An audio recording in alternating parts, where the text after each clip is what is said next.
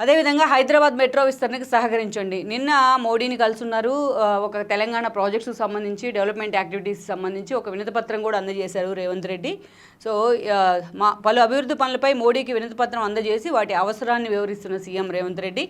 అదేవిధంగా ఏ కామెంట్స్ చేశారు, ఏ అంశాలను ఆయన లెటర్లో హైలైట్ చేశారు ఆ మెమరాండంలో అంటే, హైదరాబాద్ మెట్రో విస్తరణకు సహకరించండి, మూసీ తీర ప్రాంత అభివృద్ధికి ఎన్టీపీసీలో 2400 మెగావాట్ల విద్యుత్ ఉత్పత్తికి కూడా మీరు ఎలాగైతే గంగా ప్రక్షాళన చేపట్టారో అలాగే మూసీ నదికి కూడా ప్రక్షాళన చేపట్టండి, దానికి సహకరించండి.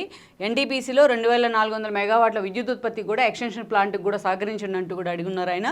ఎలివేటెడ్ కారిడార్ నిర్మాణానికి భూములు కూడా బదలాయించండి, అంటే కొన్ని రక్షణ శాఖ సంబంధించిన భూములు కూడా ఉన్నాయి, కాంట్రవర్సీ ఉంది. సో దానికి సంబంధించి కూడా ఒక క్లారిటీ రావాలని అడిగారు. సో పలు వినతులు ఆయన ఇవ్వడం జరిగింది ప్రధాని మోడీకి. వాటి ప్రయారిటీస్ని కూడా ఆయన మోడీకి చెప్పే ప్రయత్నం అయితే చేస్తున్నారు. ఈ అంశాన్ని ప్రధానంగా ఈ రోజున ఈనాడు హైలైట్ చేసే ప్రయత్నం అయితే చేసింది.